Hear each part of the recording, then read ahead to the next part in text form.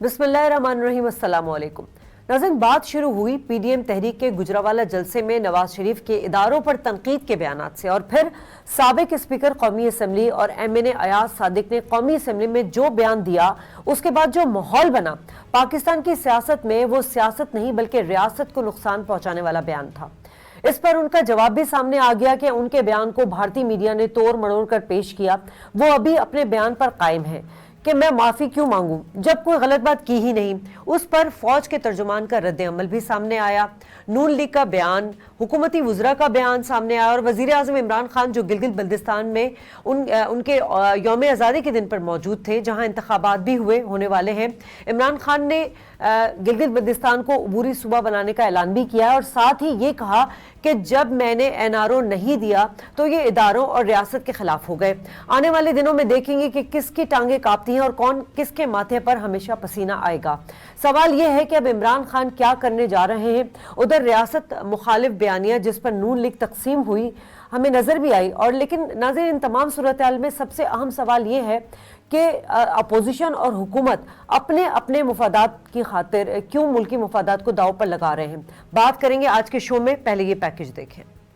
28 फरवरी की एक रोशन सुबह का आगाज था, लेकिन लाइन ऑफ कंट्रोल पर एक अजीब सा सकूत कुछ तो गड़बड़ है का तासुर दे रहा था। इसकी वजह 26 फरवरी की रात भारतीय फजाई अफवाज की पाकिस्तानी एयर स्पेस की खिलाफ वर्जी थी, जिसमें फरार होता दुश्मन बालाकोट के पहाड़ी जंगलात में अपना पेलोड गिराकर फरार हो गया था। जबकि 28 फरवरी को पाकिस्तान ने जवाबी कार्रवाई के लिए चुना। पाकिस्तानी मिराज और JF-17 तैयारे दुश्मन के इलाके में दाखिल हुए बगैर स्मार्ट बमों की मदद से दुश्मन को वाज़ेह पैगाम देने में कामयाब हो गए।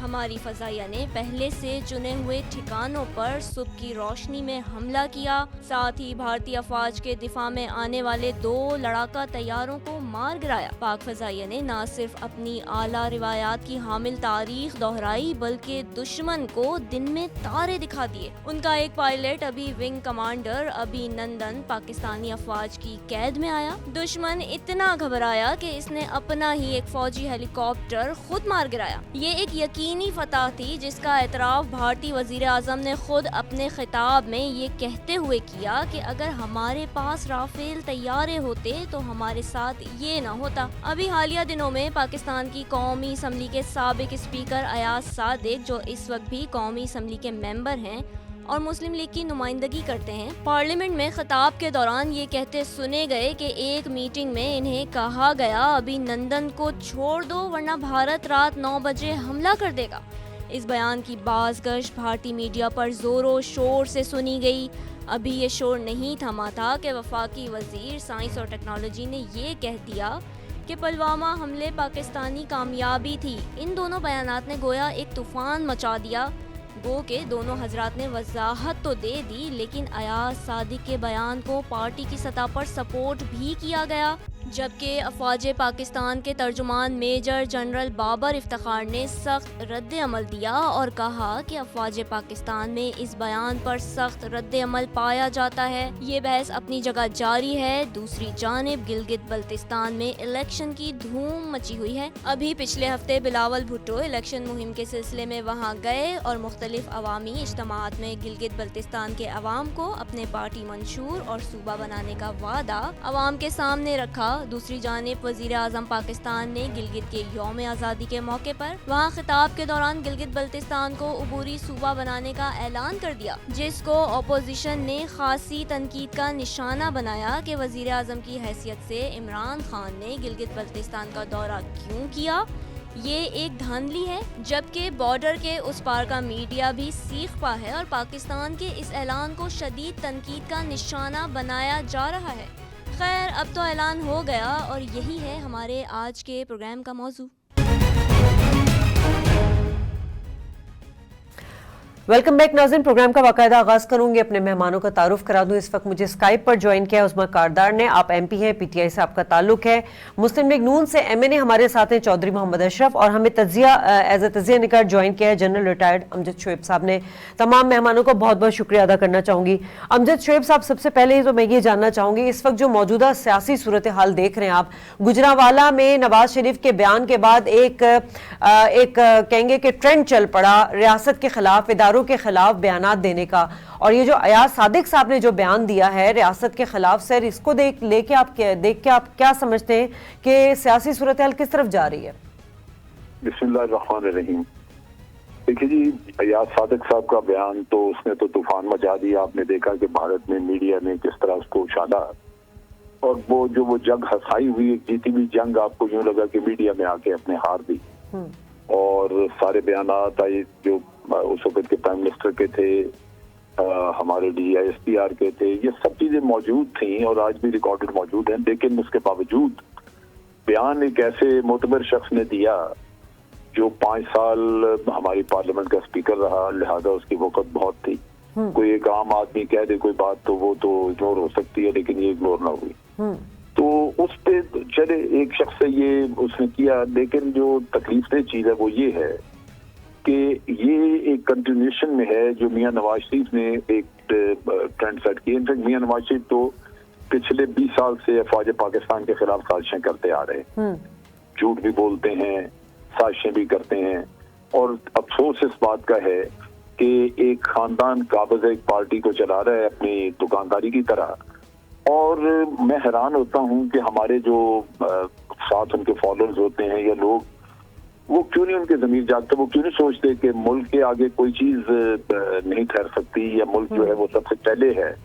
मियां साहब या कोई और उसकी वफादारी बाद में, सबसे पहले आपकी वफादारी मुल्क में होगी।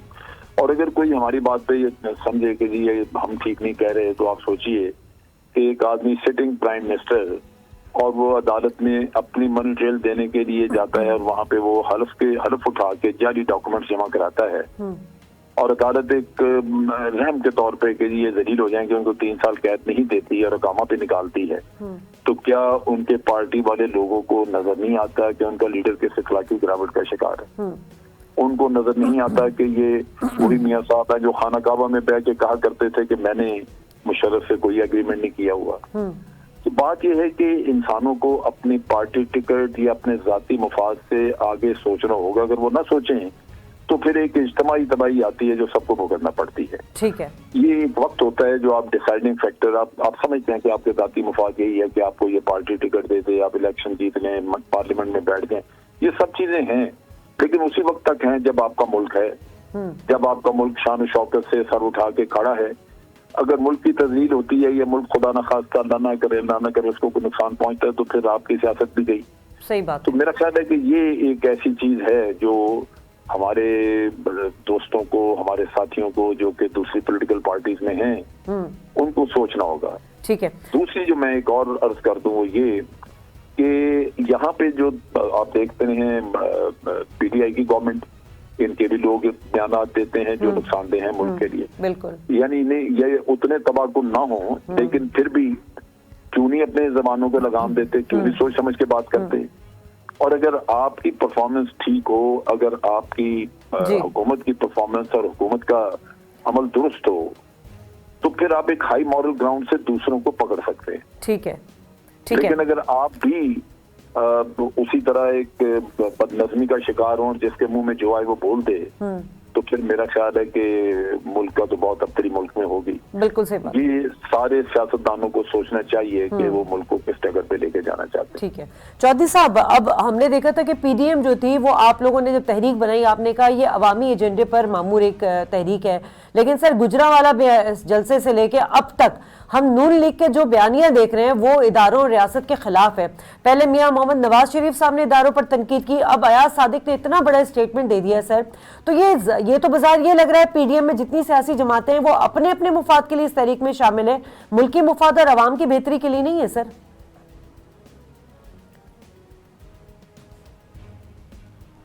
चौधरी जी, चौधरी साहब आवाज आ रही है सर आपको?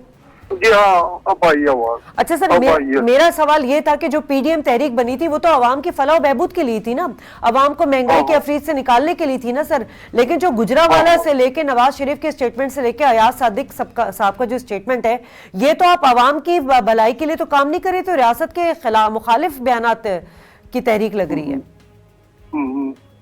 नहीं, असल में देखिए ना, बात यह है कि कुछ बात समझने में भी, अंडरस्टैंडिंग में भी फर्क पड़ जाता है कि वो इंग्लिस्तान में बैठ के बात करते हैं और यहाँ आते आते भी उसमें कोई बातें ऐसी शामिल हो जाती हैं जिससे वो, उसके अलावा इरशाद साहब ने जो बात की है, उन्होंने कतई तौर पर स्टेट के खिलाफ बात नहीं की है कोई भी। उन्होंने तो ये कहा है, जो कुछ असेंबली में मैं मौजूद था, हमारे सामने जो बात हुई है वो यही थी कि वो जब मीटिंग हुई उसमें प्राइम मिनिस्टर साहब नहीं आए, कई घंटे नहीं आए, तो बाकी सब लोग मौजूद थे।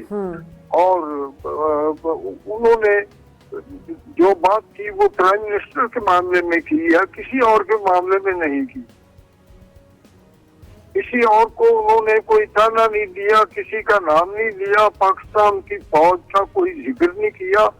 उसमें उस वक्त आर्मी चीफ साहब तशरीफ फरमा थे, वहाँ अपोजिशन के लोग भी थे और गवर्नमेंट पार्टी के भी थे, और हमारे भाइयों साहब भी तशरीफ फरमा थे, और उसमें कतई तौर पर कोई ऐसी बात नहीं की उन्होंने। अगर की होती तो वो उस वक्त वहाँ मौजूद थे लोग, वो किसी ने कोई ये नहीं कहा कि इन्होंने ये बात की है। वो तो कई घंटे इंतजार जब करते रहे, प्राइम मिनिस्टर साहब आए नहीं, तो उसने यही बात की थी कि वो नहीं आए और बाकी दोस्त आए हुए थे सारे, वो जो हुआ है। तो उसमें उसको वैसे तोड़ मोड़ के जैसे मर्जी ये इस्तेमाल करने, वो अलग बात है और ऐसी करनी नहीं चाहिए। ये जो बातें बाद में आई हैं वो ज्यादा तौहीन आमेज है हमारे लिए, सारी कौम के लिए। ये जो हमारे दोस्त बन के बात करते हैं ना जी, वो बड़े समझदार लोगों का एक कौल है, वो कहते हैं कि एक आमद दोस्त से जो अक्लमंद दुश्मन है वो बेहतर होता है। ठीक है उस्मा कारदार साहब, आपने तो बात सुनी चौधरी साहब की भी। इमरान खान साहब ने भी कल जो गिलगित बल्तिस्तान में स्टेटमेंट दिया है कि मैंने एनआरओ नहीं दिया, तो ये लोग ये चोर डाकू हैं कि इदारों के खिलाफ बयान दे रहे हैं, जबकि चौधरी साहब तो कह रहे हैं कि उन्होंने तो नाम भी नहीं लिया किसी आर्मी चीफ का और रियासती इदारों के जो कोई लीडर है उनका। बहुत शुक्रिया शाजिया, आपने मुझे अपने प्रोग्राम में इनवाइट किया। आपको बहुत मुबारक हो आपके वेब चैनल की। शाजिया देखिए, पीटीआई ने बहुत लंबा अरसा ऑपोजिशन का रोल अदा किया और ऑपोजिशन को हक होता है प्रोटेस्ट करने का, ये एक डेमोक्रेसी का हुस्न है। लेकिन हमने ये देखा कि इन्होंने पीटीएम बना के उसके बाद जिस तरीके से ये रियासत के इदारों पे इन्होंने चढ़ाई करनी शुरू की, ये पाकिस्तान की तारीख में हमने पहले कभी नहीं देखा। इनको कम से कम इतना तो सोचना चाहिए था कि ठीक है, आप अपने मफादात आपको बहुत अजीज हैं, लेकिन आपको मुल्क की सालमियत है, उससे ज्यादा अहमियत किस चीज की हो सकती है। पाकिस्तान रहेगा और पाकिस्तान की इज्जत दुनिया में रहेगी, उसका वकार कायम रहेगा, तो हमारा भी वकार कायम रहेगा। लेकिन इन्होंने तो कोई कसर छोड़ी नहीं। ठीक है, भले से आप हमारी गवर्नेंस के ऊपर बात करें, भले से आप कहेंगे जी महंगाई हो गई है, महंगाई नहीं कंट्रोल कर सकते, भले से कहें जी हम नालायक है, लेकिन खुदारा ये क्या वतीरा इन्होंने बना लिया है कि ये मुंह बाद में खोलते हैं और पहले कभी ये अपनी फौज पे हमले करते हैं, कभी ये अपने अदलिया पे हमले करते हैं।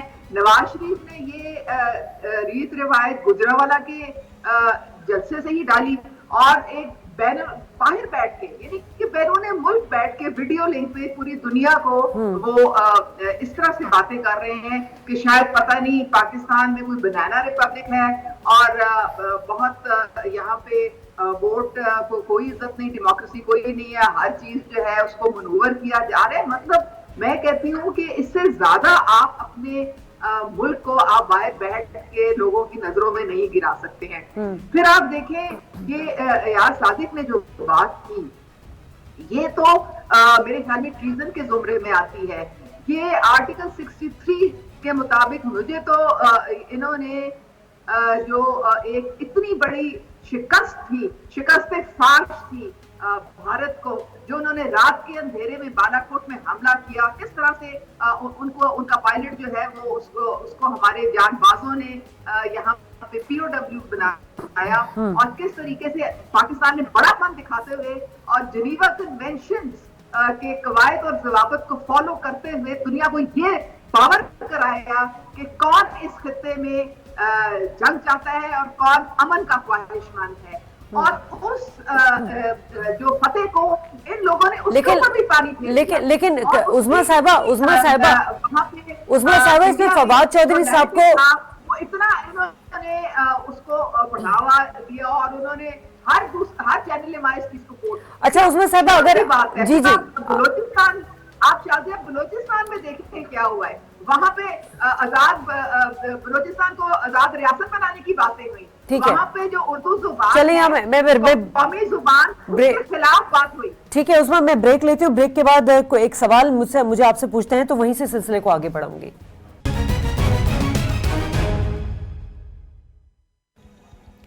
वेलकम बैक नाज़रीन। अमजद शोएब साहब, जिस तरह हम देख रहे हैं कि हुकूमत और अपोजिशन जो है वो एक दूसरे पर फौज को मुतनाज़ा बनाने की बातें बल्कि कोशिश कर रही है। हमने देखा कि नून लीग ने जो बयानिया है रियासत के खिलाफ और इदारों के खिलाफ, उधर इमरान खान साहब ने भी कल गिलगित बल्तिस्तान में बोला कि अगर ये NRO नहीं दिया, इदारों के खिलाफ बयान दे रहे हैं ये डाकू और चोर, और अगर ISI और आर्मी चीफ के खिलाफ बात कर रहे हैं तो फिर मेरा सिलेक्शन बिल्कुल सही था।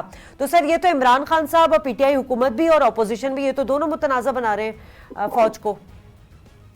देखिए मेरा ख्याल इमरान खान ने तो जो बयानिया आया अपोजिशन की तरफ से उसका जवाब ही दिया, और मेरा ख्याल है ना भी जवाब दें तो कोई ऐसी बात नहीं है। लेकिन ऑपोजिशन क्या, मैं PMLN की बात करूंगा खास तौर पे, और उसमें भी मियां नवाज शरीफ वो जो बयानियां वो लेके चले हुए हैं, वो तो मैं समझता हूँ बहुत ज्यादती की बात है। उनका आप देखिए कि बाजवा साहब उन्होंने सिलेक्ट करके तो उनको चीफ लगाया था, फिर वो अगर ये तवक्को करें कि वो IG पंजाब की तरह उनके गुलाम होकर जिंदगी गुजारना शुरू कर दें तो वो होगा नहीं, वो होता नहीं, क्योंकि जिसको चीफ बनाते हैं उनके साथ इनके इख्तलाफात बनते इसी वजह से हैं कि वो इंडिविजुअल जैसे चीफ बनता है तो वो फौज का चीफ होता है, वो कमांडर्स को जवाबदेह होता है, वो कोर कमांडर्स के साथ मुशावरत के तहत आगे चलता है, वो हुकूमत में किसी इंडिविजुअल की ताबेदारी नहीं कर रहा होता। तो ये समझने की बात है कि भाई वो अदारे का हेड है और उसने अदारा चलाना है। तो अदालत तभी आपका डिसिप्लिन रहता है, और उसकी आज भी जो शान शौकत जो उसके अदारे के लोग जिस तरह मुल्क के लिए कुर्बानियां देते हैं वो इसी वजह से देते हैं कि अदारे ने अपना वकार कायम रखा हुआ है। दूसरी बात यह है कि जो मियां साहब का रवैया रहा वो ये था कि अगर ये बाजवा साहब अच्छे नहीं थे तो फिर उनको एक्सटेंशन के लिए वोट क्यों दिया इन्होंने। चल मैं वहां तवक्को थी NRO की, बाजवा साहब को ये पुश कर रहे थे कि आप इमरान खान को राजी करें और हमें हमारी जान छोड़ें, लेकिन वो बाजवा साहब नहीं करवा सकते थे। लिहाजा जब वहां से मायूसी हुई तो अब बाजवा साहब सबसे बुरे आदमी हो गए। और आप जिस तरह की बातें की वो दर हकीकत ये था कि जनाब फौज की कमांड जो है वो अच्छे लोगों में नहीं, वो कमांडर जो है वो बुरे हैं और बड़े लोग तो ठीक हैं, लिहाजा फौज में बगावत कराने के चक्कर में थे। ये इतनी खतरनाक काम इन्होंने किए हैं। दुख मैं तो बार बार कहता हूं कि देखें क्या चौधरी अशरफ बैठे हैं यहाँ पे, इनको ये चीजें समझ नहीं आती, ये बड़े समझदार हैं, आप दुनिया के हर कारोबारी जिंदगी सारी संभालते हैं तो ये तो नजर आती है। लेकिन चूंकि एक टिकट दी हुई है कि आपको अंदाजा है कि जनाब मेरी एक नेशनल असेंबली की सीट है वो चली जाए तो लिहाजा मुल्क जाए जहन्नम में, कि हमारा काम चलता रहना चाहिए, ये वो दुख की बात है। वरना तो मियां देखें जो उसका बयानी है मियां नवाज शरीफ का, या जो उसने ये बात की है या सादिक ने, ये तो बच्चे को पता किसको समझ नहीं है। ये इसका दिफा तो किया ही नहीं जा सकता। इसका दिफा सिर्फ एक है कि आप अपने मुल्क के साथ वफादारी बताएं। ठीक बात है। वो नहीं बताते, वो मुल्क के साथ वफादारी की बात ही कोई नहीं करता, उधर आते ही नहीं है। वफादारी है तो उसके साथ है जिसने टिकट देनी है, जो जिसके गुलाम हुए पड़े, हम खानदानी गुलाम हो चुके हैं। जिस खानदान ने अपना एक पार्टी जो है वो अपनी प्राइवेट लिमिटेड कंपनी की तरह बनाई हुई और बाकी सारे मुलाजम है उसके। ठीक है सर, चौधरी साहब से इसका जवाब, चौधरी साहब से जवाब ले लूं। सर चौधरी साहब, हमारी रियासत है उसका एक मौकफ था, एक पर्टिकुलर इंसिडेंस हुआ था, आपको याद होगा, अभिनंदन वाला। लेकिन उसके बरक्स आप लोग क्यों ये बात कर रहे हैं कि अयाज सादिक जो है उन्होंने बिल्कुल सही बात की है और अभिनंदन को लेकर जो नेशनल असेंबली में बयान दिया है। सर आपने देखा कि भारतीय एजेंडे ने उसको किस तरह उस लाइन को टो किया और किस तरह हमारे जो इदारों ने, हमारी जो फौज ने जो एक अचीवमेंट हासिल की थी जिसे दुनिया ने भी अप्रिशिएट किया था, वो सारा पानी फेर दिया उस पर। चौधरी साहब, चौधरी साहब को आवाज आ रही है? जी सर आपको आवाज आई मेरी? मैं अशरफ बोल रहा हूँ। हाँ जी जी जी, चौधरी मोहम्मद अशरफ साहब, मैं आप ही से मुखातिब हूँ। सर मैं ये कह रही थी कि ये जो अभिनंदन वाला वाकया हुआ था, इसमें हमारी रियासत का एक मौकफ था एक पर्टिकुलर इंसिडेंस को लेके, लेकिन अयाज सादिक के बयान ने तो बिल्कुल उस मौकफ की तरदीद कर दी, उस पर पानी फेर दिया, जिसका भारतीय मीडिया ने और भारतीय सरकार ने कितना फायदा उठाया। ये तो हमारे पूरे मेहनत पे पानी फेर दिया सर अयाज सादिक ने। बात यह है कि कतई तौर पर किसी के जाती मफाद का कतई कोई मसला नहीं है। और अब देखिए शेख रशीद सर ये जाती मुफाद, सर मोहम्मद अशरफ साहब, जाती मुफाद का अगर मसला नहीं है तो फिर बात अभी जो शोएब साहब ने भी की थी कि आर्मी चीफ को तो खुद एक्सटेंशन में नवाज शरीफ आगे थे, फिर गुजरावाला में नाम लेके बकायदा बाजवा साहब का उन्होंने उनको तनकीद का निशाना बनाया। इसका मतलब तो ये बात है कि जो इल्जाम आप लोगों पे लग रहा है कि एनआरओ नहीं दिया गया तो आप रियासत इदारों के खिलाफ बात करेंगे। उन्होंने कहा कि मीटिंग में वो तशरीफ लाए, हम भी सब गए और उस मीटिंग में प्राइम मिनिस्टर कई घंटे तक इंतजार किया इनका आने का, ये नहीं तशरीफ लाए, ये बात की है। और दूसरी बात ये मेरे भाई अभी कर रहे थे सर, आप गुजरावाला में नवाज शरीफ का स्टेटमेंट उठा के देख ले सर, उन्होंने ये कहा कि मेरी हुकूमत को गिराया गया है, उसमें उन्होंने बाजवा साहब का नाम लिया है। उसको हमें देखिए, वो जो जज वो थे, वो उसका क्या नाम था, अरशद मलिक जो जज थे जी, उसमें नैब के, उसकी हरकत और सकनात जो थी वो देख ली। उनके एडमिशन जो थे वो भी आपके सामने आ गए और वो जो रवैया उनका था वो भी सामने आ गया। क्या उसकी क्रेडिबिलिटी जो थी वो इतनी गलत थी कि मैं उसके लिए कोई, मेरे पास अल्फाज नहीं है और कोई ऐसी गाली नहीं है जो उसको देनी चाहिए जज को, जिसमें उसने इतनी बड़ी हमाकतें की हैं। तो वो जज सजा दे रहा है, वो सजा वो जज डिसमिस हो गया मिसकंडक्ट की तौर पर, मैलाफाइडी की वजह से, बददियानती की वजह से। जी जी जी जी अमजद साहब, उसकी सजा जो है वो सस्पेंड की हुई है अदालत ने, और वो सस्पेंशन के बावजूद मियां नवाज शरीफ को चोर चोर चोर ये कहते हैं। कौन सा चोर, किस बना पे साबित हुआ? उस एविडेंस पे जो वो अरशद मलिक ने फैसला किया जी, वो तो काम ही नहीं है, वो तो मुअत्तल है। अच्छा चले ये अमजद शोएब साहब कुछ कहना चाह रहे हैं। जी अमजद साहब, मैं दूसरी बात ये है में कुछ अर्ज करना चाहता हूँ, अगर सुनना चाहें। अपोजिशन ने हमेशा ये ख्वाहिश किया है कि हमें आपस में असेंबली के अंदर बैठकर मामला तय करने चाहिए। ठीक है जी, सही कर दूं आपके जी अमजद साहब, जो बयान आपने दिया ना, मैं उस पर जरा थोड़ी सी वजाहत कर दूं। देखिए बात ये है, मियां साहब अपनी मनी ट्रेल नहीं दे सके थे, बाकी बात बाद में कर लीजिए। उसके लिए उन्होंने जालसाजी की, जाली कागजात, बड़ा मशहूर हुआ उस जमाने, कतर का खाता और ये चीजें जो एफिडेविट जाली निकला। अब आप सोचिए कि अगर जायज आमदन थी तो ये देने की जरूरत क्या थी आपको? आपके पास तो मनी ट्रेल होनी चाहिए थी ना। अब आ जाए अरशद मलिक के केस पे। अरशद मलिक जो है, चूंकि उसका ये दोस्त था इसका नासिर भट्ट का, क्योंकि कातिल आदमी, और नासिर भट्ट ने कह के इसको पोस्ट कराया, क्योंकि नासिर भट्ट को पता था कि किस कमाश का बंदा है, ज्यादा शायद खाकान अब्बासी को कह के पोस्ट कराया, और फिर उसको पैसे दिया इन्होंने और उसने वादा किया कि मैं दोनों में छोड़ूंगा, लेकिन जब उसने दोनों में छोड़ने के बजाय जो मजबूत केस था उसमें छोड़ दिया, जो कमजोर था उसमें सजा दे दी, इस ख्याल से कि ये जाके आगे बच जाएंगे वहां पे जब अपील में जाएंगे। अब सारा फसाद वहां खड़ा हुआ, उसको पकड़ा के भाई पैसे भी तू खा गया तो दोनों में छोड़ा भी नहीं। फिर स्टेटमेंट जो देते हैं, देखिए ये स्टेटमेंट का हवाला देते हैं जो वीडियो में उसने दी, और वीडियो में उसके साथ नासिर जंजुआ और नासिर भट्ट ही नजर आते हैं और कोई तीसरा बंदा नहीं है, लिहाजा उनके जेर असर वो दे रहा है स्टेटमेंट। बाहर जो उसकी स्टेटमेंट है वो असल चीज है जो उसने हल्फिया बयान दिया है, ये एफिडेविट की बातें नहीं करते। मैं तो नील दीक्षित की सोच पे और अकल पे हैरान होता हूँ कि वो बयान जो उसको उसकी गंदी वीडियो दिखा के दिया गया वो दुरुस्त है, या जो उसने हल्फिया बयान दिया है। अब हल्फिया बयान को वक्त ज्यादा देंगे, उसमें वो बताता है कि जी मुझे सफाइयां पेश करने के लिए जाती उमरा लेके जाते रहे, पैसे खाए हुए थे, वरना कोई जाता है जनाब जाती उमरा या मदीने सफाइयां पेश करने के लिए? पैसा ना खाया होता तो वो सवाल ही पैदा नहीं होता, वो कहता दफा हो जाए यहाँ से, कौन होते हो तुम? लेकिन वो बेचारा जो पालतू कुत्ते की तरह उसको लेके फिरते रहे हर जगह, उस सफाइयां पेश वो कभी मियां नवाज शरीफ को अपनी पोजीशन समझा रहा है कि जी मैं ये हो गया वो हो गया, और उसको कहा गया कि तुम जाके ये मियां नवाज शरीफ के सामने मेहरबानी करके कह दो कि मेरे ऊपर दबाव था ताकि हमारी जान छूट जाए, पैसा हम तुम्हें खिला बैठे। तो वो जाके सफाइयां पेश करता रहा। और ये भी मैं आपको बता दूं कि ये जिस वीडियो के जरिए उसको ब्लैकमेल किया गया, ये मियां तारिक जो वहां पे मुल्तान का मियां तारिक था, उससे 5 करोड़ रुपए में खरीदी इन्होंने। ठीक है। और पीपल्स पार्टी का एक बड़ा मुतबर सियासतदान बतौर दलाल, उसने दलाली दरमियान में की, वो लेके गया इनके घर में, 20 करोड़ मांग रहा था, सौदा 5 में हुआ। तो ये सारी दुनिया को पता है ये चीजें, पता नहीं चौधरी अशरफ क्या बातें कर रहे हैं, इनको समझना चाहिए कि खुदा के वास्ते मुल्क को कोई ईमानदार लोग दें।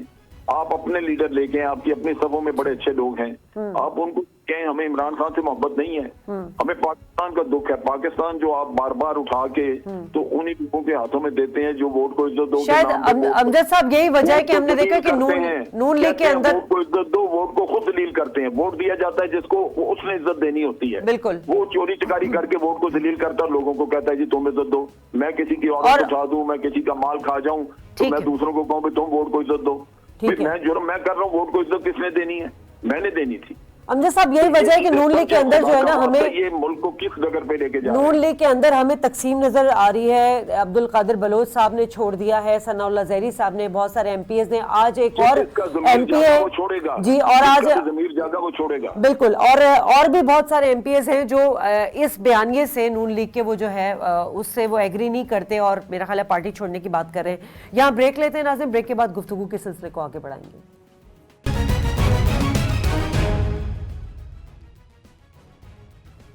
वेलकम बैक नाज़रीन। उज़मा कारदार साहिबा, हम बार बार सुन रहे हैं कि आज भी शाहिद खाकान अब्बासी ने बात की है नैब के हवाले से कि नैब को जो है वो ख़त्म किया जाए, और नैब और न्याजी का गठजोड़ हम पहले भी बातें सुनते रहे, ये सब तो चलता रहेगा। लेकिन मुझे बताइए कि आवाम के लिए वज़ीर आज़म इमरान खान साहब के जो इक़दामात हैं उससे वो मुतमईन नहीं है। महंगाई इतनी बढ़ गई है, दवाइयों की कीमतें आप देखें कितनी गुना 500 गुना इजाफा हो चुका है।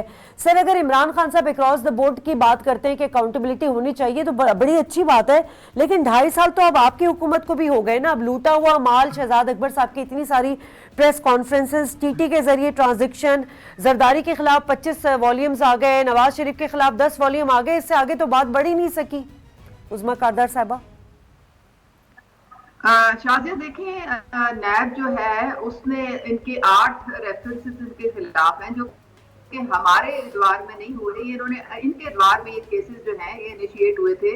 और अब चूंकि प्राइम मिनिस्टर इमरान खान का जो सबसे एजेंडे पे टॉप उनका प्रायोरिटी थी कि उन्होंने इदारों को इंडिपेंडेंट करना है, अब जब नैब को इंडिपेंडेंट कर दिया है तो इनकी सारों की अब चीखें निकलनी शुरू हो गई हैं, क्योंकि ताकतवर को जो है वो साहब की आदत ही नहीं है, क्योंकि यहाँ पे ताकतवर समझता है कि मैं कानून के अबव हूँ। कानून सिर्फ यहाँ गरीब के लिए होता है।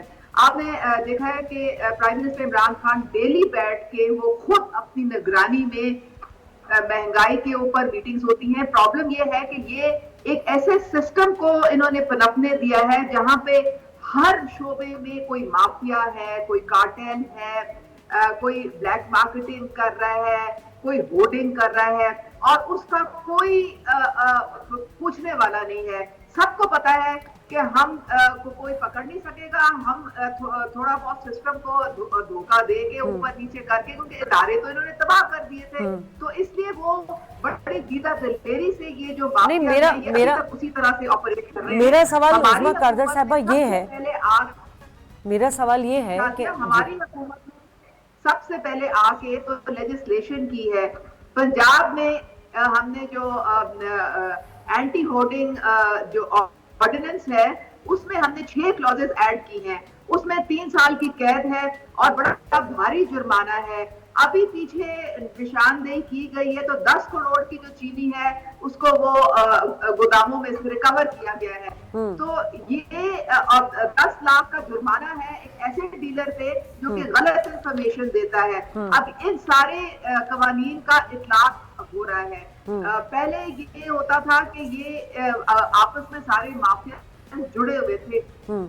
आप चाहे तेल ले लें, ऑयल ले लें, आप एनर्जी ले लें। अब शुगर जो माफिया के खिलाफ पहली दफा जो रिपोर्ट पब्लिक की वो भी प्राइम मिनिस्टर इमरान खान ने की। पहले किसी की कभी जरूरत नहीं हुई क्योंकि ये सब आपस में खुद इनके स्टेक होल्डर्स थे।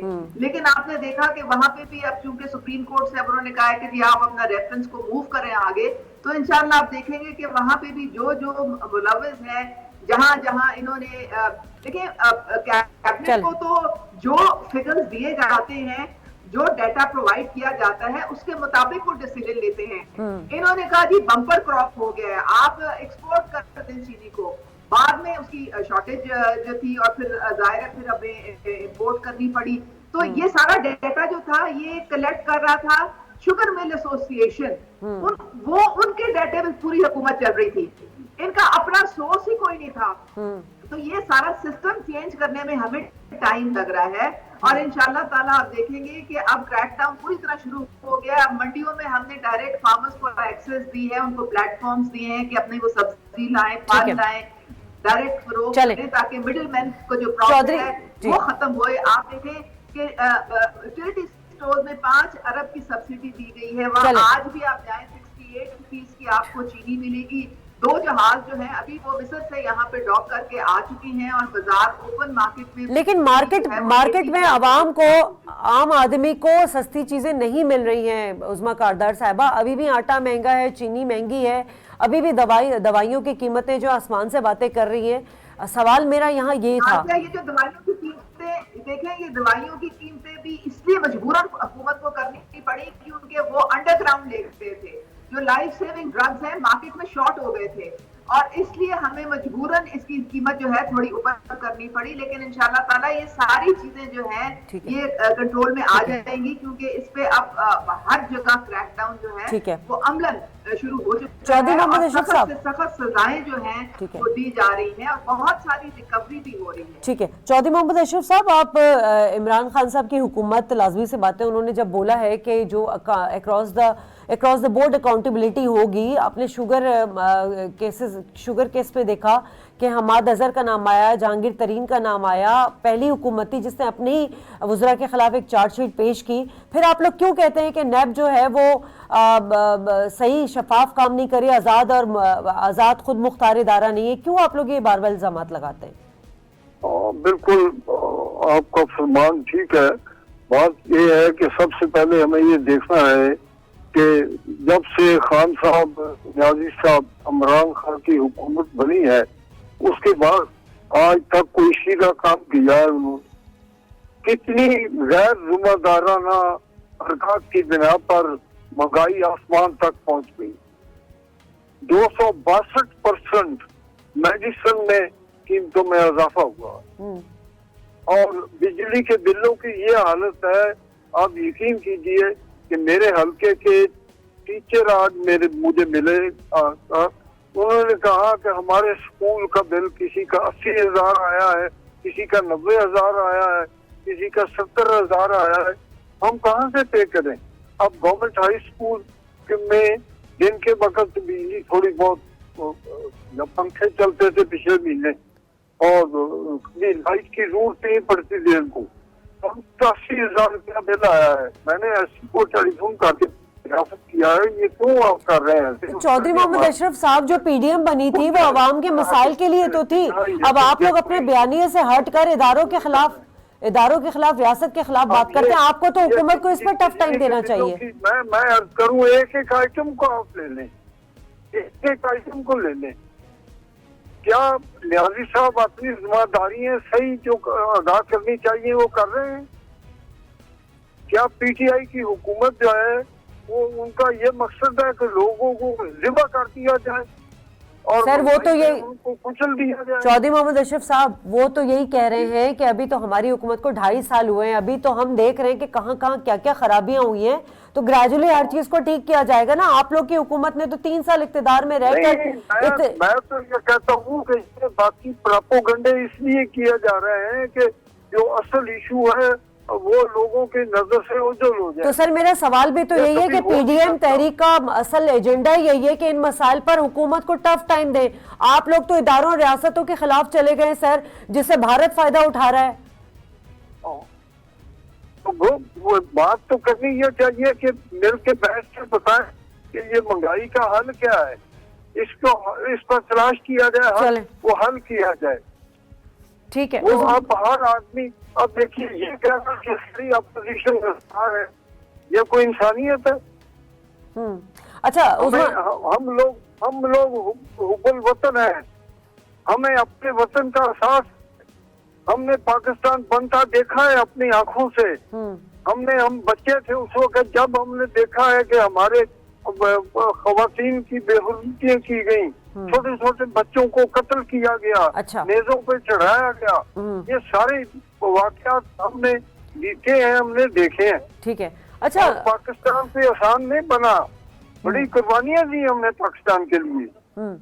ठीक है। उस्मा कादर साहिबा, ये जो हम देख रहे हैं ये ब्लेम गेम दोनों जानिब से हो रहा है, अपोजिशन और हुकूमत की जानिब से हो रहा है। इमरान खान ने गुजरावाला जो नवाज शरीफ का स्टेटमेंट था उस पर मुंह पे हाथ फेर के कहा था कि छोड़ूंगा नहीं, और कल गिलगित बल्तिस्तान में भी उन्होंने कहा कि आने वाले दिनों में कौम देखेगी कि किसकी टांगे कांप रही हैं, किसके मुंह पे पसीना आएगा, माथे पे पसीना आएगा। तो इमरान खान आने वाले दिनों में क्या करने जा रहे हैं? शाजिया, इमरान खान की तवज्जो प्राइम मिनिस्टर की अभी तक तो मईशत पे थी, लेकिन इनको कोई पब्लिक इश्यूज के साथ कोई इंटरेस्ट नहीं है। इनको सिर्फ ये है कि हमने अपना माल और जो असासा जहाज हमने पूरी दुनिया में बनाए हैं उसको हमने कैसे बचाना है, जिसके लिए अपने ये पार्टीज में बहुत सारे इनके अच्छे भी लोग हैं जो बड़ी तशवीश जिनको है इस वक्त, और जो इनके नवाज शरीफ के बयानिए के साथ हरगिज खड़े होने को तैयार भी नहीं है। आपने अब्दुल कादिर बलोच की अभी खुद आपने एग्जाम्पल दी थी।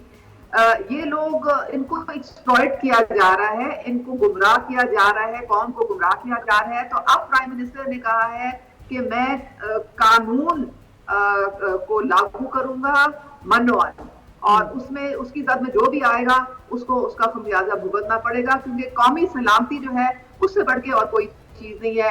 आपको पता है कि हमारी जो अफवाज हैं, जो हमारी सरहदों की हिफाजत करती हैं, वो एक कांटा बन के चुभती हैं हमारे दुश्मनों की नजरों में। हमारी 5th लार्जेस्ट स्टैंडिंग आर्मी है और अल्हम्दुलिल्लाह बहुत सोफिस्टिकेटेड और बहुत जाननिसारों की ये फौज है। और इंडिया की असल में टांगे जो हैं वो कांपती हैं, जिसको, और ये वो नैरेटिव है जिसको ये डिस्ट्रॉय करने की कोशिश कर रहे हैं। लेकिन इनको पता होना चाहिए कि पूरी कौम जो है वो भी अपने इदारों के पीछे खड़ी है, और पाकिस्तान का कोई बाल पे भी बेका नहीं कर सकता है। हम सब अपनी जानें कुर्बान करेंगे और हम सब अपने इदारों के पीछे जो है वो खड़े हैं। तो इसलिए ये बयानिया जिसे ये रैंक एंड फाइल में तफरका डालने की कोशिश कर रहे हैं, ये कि विद इन आर्मी आप देखें, ये कह रहे हैं कि जी जो जूनियर ऑफिसर्स हैं वो सीनियर ऑफिसर्स के साथ जो है खुश नहीं है। यानी कि ये वो बातें कर रहे हैं जो जिससे इंडिया खुश हो। मुझे समझ नहीं आती है, अगर इनको पाकिस्तान की सलामती नहीं चाहिए, हम क्यों इस वक्त तक कायम हैं? ठीक है, कि हमारे इर्द गिर्द चले मैं जरा हर जगह चौधरी मोहम्मद रशीद साहब से मैं जरा गिलगित बल्तिस्तान के बारे में बात कर लूँ। शॉर्टली बता दीजिएगा, ये जो इंतखाबात होने जा रहे हैं आप लोग समझते हैं कितने फेयर होंगे ये इंतखाबात? और इमरान खान साहब ने जो कल गिलगित बल्तिस्तान में बात की है तो उन पे ये कहा जा रहा है कि ये कोड ऑफ कंडक्ट है, वायलेशन की है, सरकारी वसाइल इस्तेमाल किए, ये इल्जामात लगा रही है अपोजिशन इमरान खान साहब पे। चौधरी मोहम्मद अशरफ साहब। जी जी फरमाएं। सर मैं पूछ रही हूँ कि गिलगित बल्तिस्तान में जो इलेक्शन होने जा रहे हैं वो बुरी सूबा इमरान खान साहब ने डिक्लेयर कर दिया है। आप लोग नहीं समझते कि बड़ी अच्छी बात है, गिलगित बल्तिस्तान के नौजवानों को वहां के हुकूक मिलने चाहिए, उनको फैसिलिटेट करना चाहिए? हाँ नहीं बिल्कुल, हमें तो कोई घबराहट नहीं है इलेक्शन से। इलेक्शन से ये लोकल बॉडीज के इलेक्शन करवाने लगे थे, वो भी ये रुक गए हैं, नहीं करवा रहे। और दूसरी बात यह है कि जो इलेक्टेड अदारे हैं उनका एहतराम करना भी तो फर्ज है, न्याजी साहब का भी और हमारा भी। हम तो अपने फर्ज की अदायगी करते हैं, हम तो उसमें कोई कोताही नहीं करते, हम उसको अटेंड करते हैं।